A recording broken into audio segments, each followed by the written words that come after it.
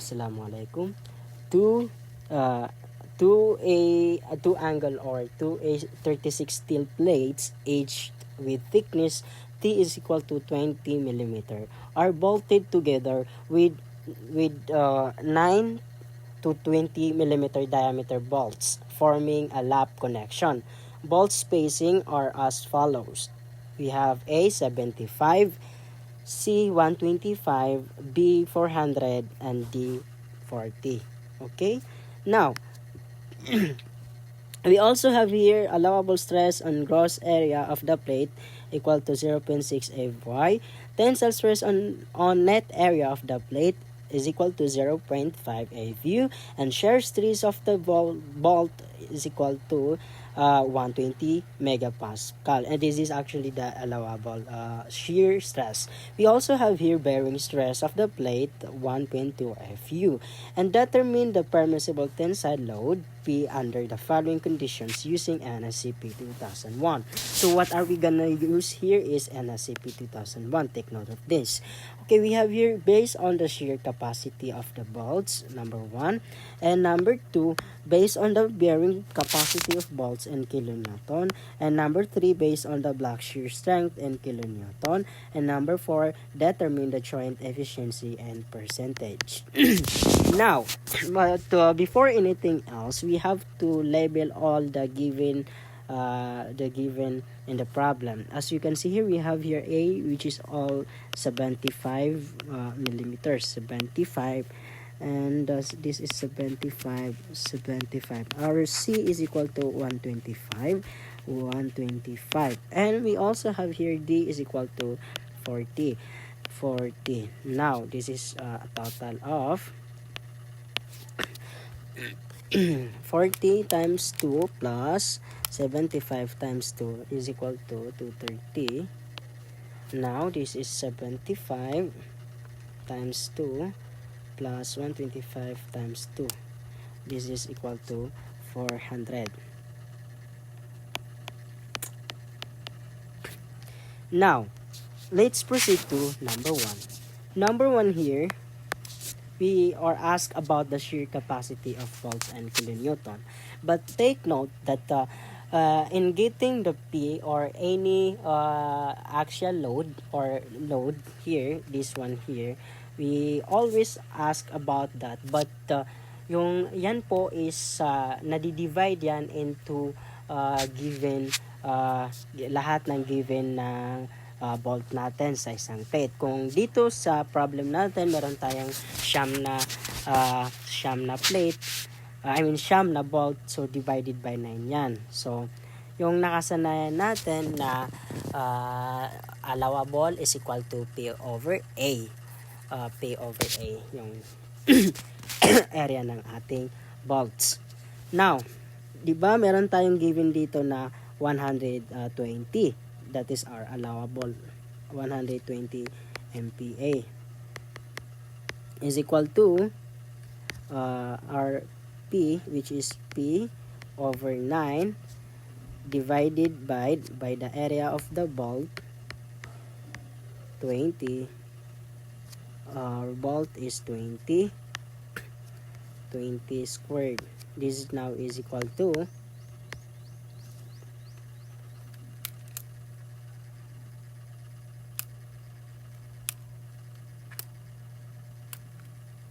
pi over 4 20 squared. We have in kilonewton 339.292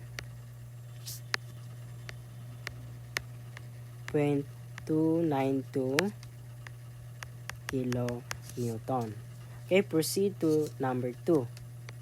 Yung number 2, we are asked about the bearing capacity of bolts in kilonewton. You have to take note that in bearing, we are after of its width or yung let's say yung bearing lang is yung naapektuhan within this one here, which is yung diameter na width, kung ganon. Now, we have ano yung bearing natin, 'di ba? This one here meron tayong bearing dito na 1.2 FU. Now, 1.2 times 400, 1.2 pay over 9,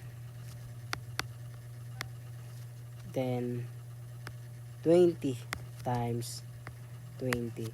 This one is our diameter, and this one here is actually the thickness of our given in the problem, thickness of the plate.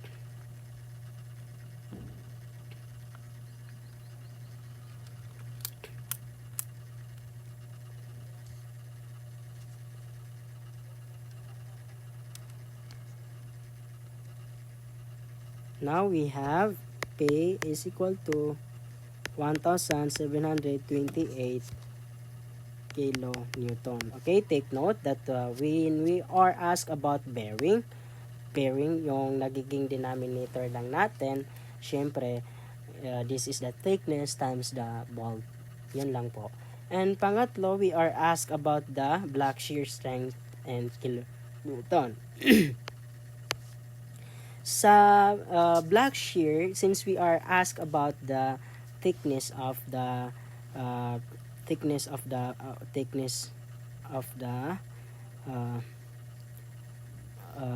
what is this, since we are asked about the thickness, yung formula since we are asked about the block shear strength, yung block shear, meron tayong dalawang formula here. But since we are asked about the NACP 2001, yung formula natin sa 2001 actually is ito, 0.3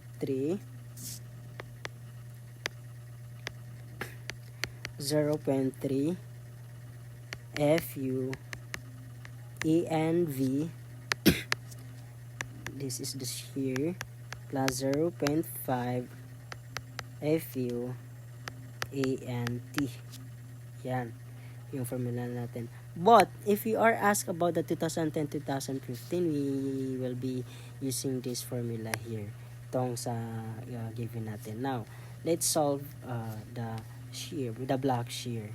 But, take note that whatever the problem that we have encountered, kailangan natin unahin yung U-shape na ma-observe natin within the problem.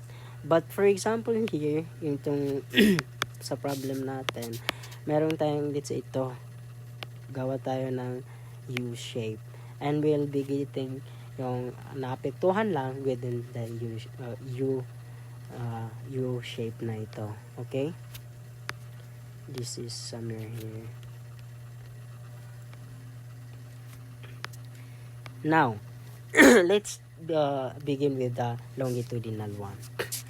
Sa di ba, since A36, we already know that this one here is times 400 A and V yung sa longitudinal. Okay, yung naapektuhan dito, 75 times 2 plus 40.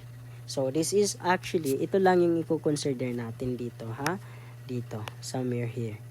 Yan yung i-consider natin. So since we are in our problem, there is two longitudinal here, we can consider that two. Yan yung i-consider natin. So magiging dalawa yan. Okay? Now, 190 minus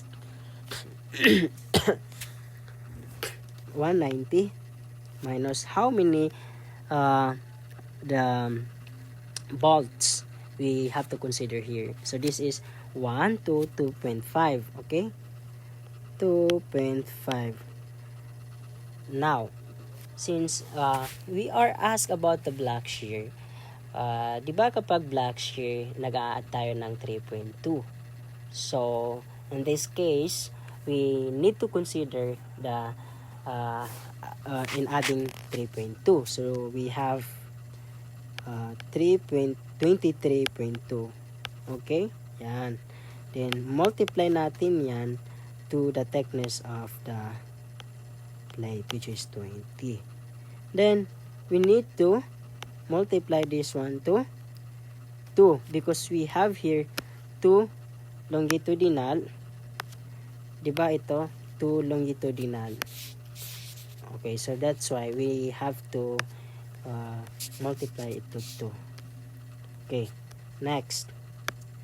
Plus 0.5 FU still 400 ENT. So this is in the yung nagtitiering or yung transfers natin dito actually, yun yung i-consider natin. So what ito siya. Ito naman siya yung i-consider natin as of this moment. So since yan yung consider natin, so ilan pala yung ano natin? 'Di ba? Meron tayong isang bolt, ito is dalawang half. So now we have dalawang bolt actually. 'Di ba?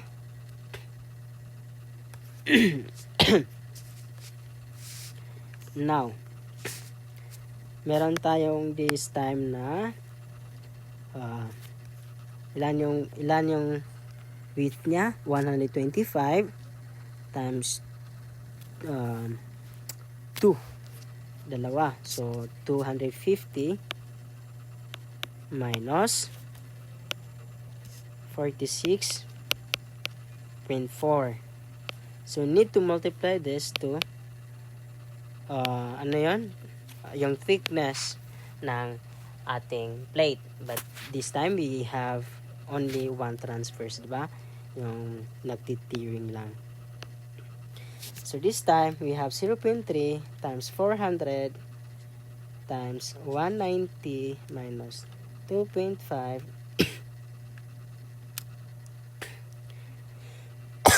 times 20 times 2.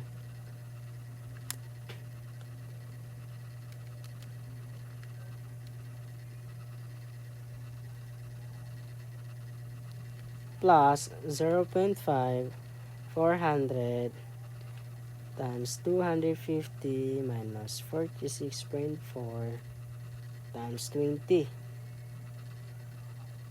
We now have 1,448 kilonewton. Yan. But, take note that as I have said a while ago, yung kino-consider natin dito is yung dalawang mag-govern. Pipili tayo dun sa dalawa. Whether of the two will govern. But, yung nabanggit ko lang, first is yung U. Diba? Yung U shape. Now, magpo-proceed tayo this time to L shape. Una is yung U shape. U shape. Yung pangalawa is yung L shape natin. Diba? So, sa L shape natin, i-consider natin dito is, diba yan? Okay. Let's draw this figure again. Now, dito.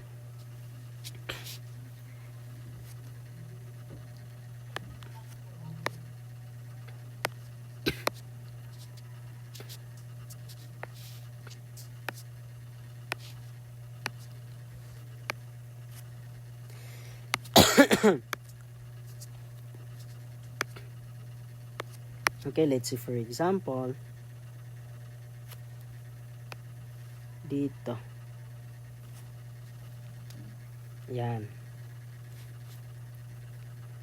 Saka dito. Yan yung L shape natin.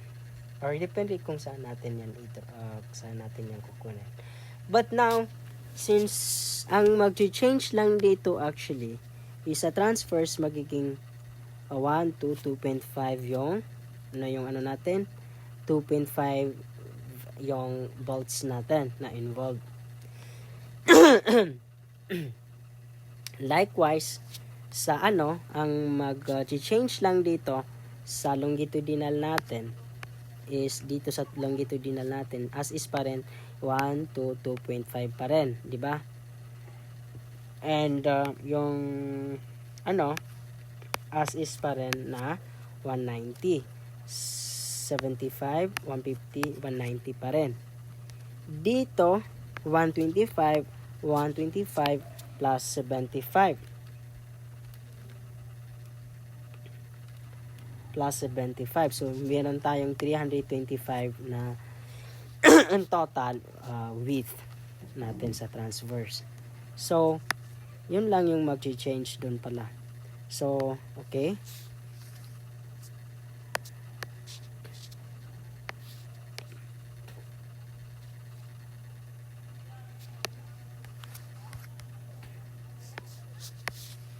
Ito yung sa L shape.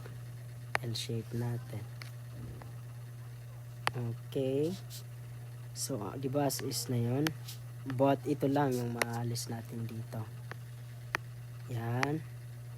Dito is maalis yan. Mag-change to 325.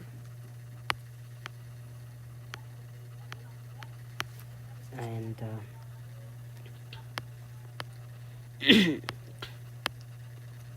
this is no longer 46.4 because we have 1 to 2.5. We now have 2.5 sa transverse. 2.5 times 23.2. We have 58. We now have 58 here. Minus 58.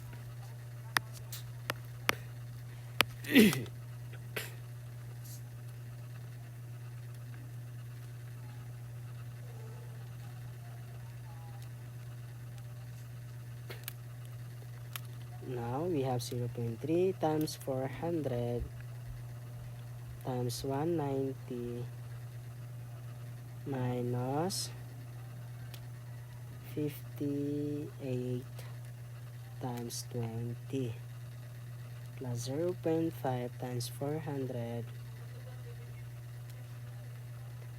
325 minus 58 times 20.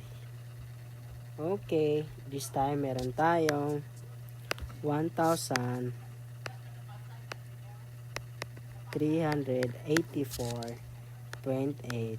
kilonewton. So, ang mag-govern dito sa dalawa is yung maliit. So, our answer here sa number 3 is ito. Yan yung answer natin. Okay? Yan. Number 4, we are asked about the determine the trend efficiency in percentage. Okay. Paghanap natin,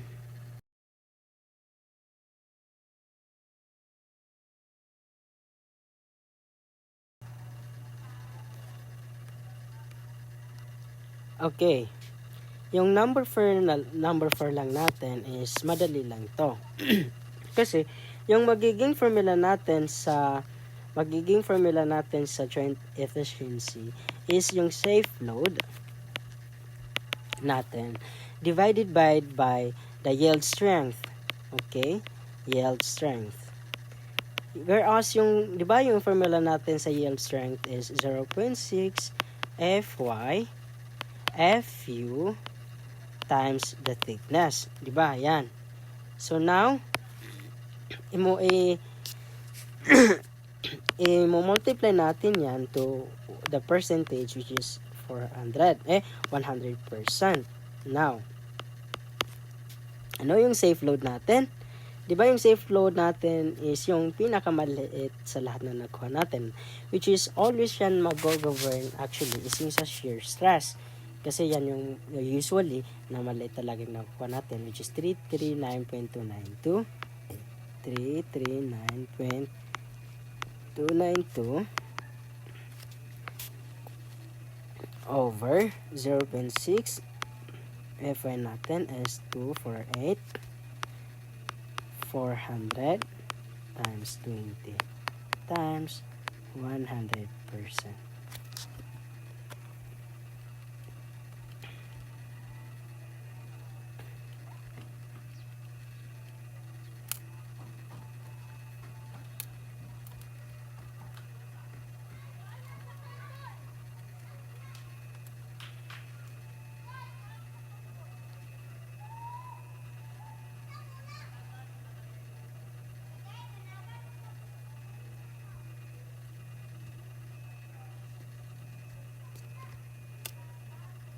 we have a total of 28.502%.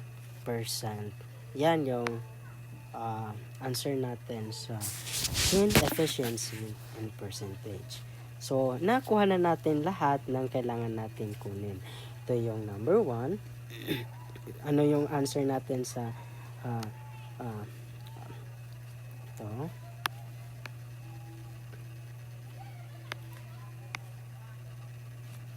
Pangalawa,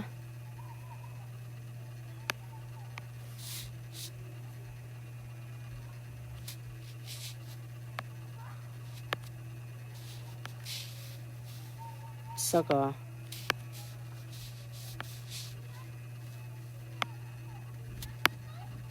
ang pangatlo naman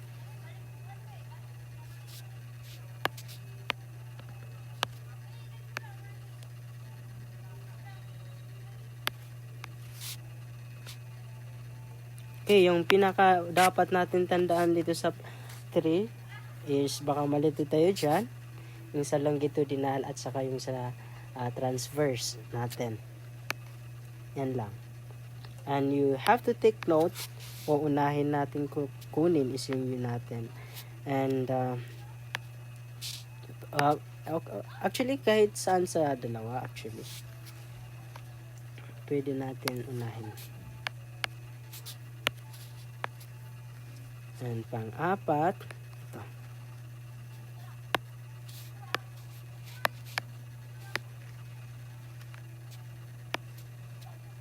Okay, that's all. Thank you. Ito yung sa L-shape natin. Ito yung nag-govern. This is our answer in number 3.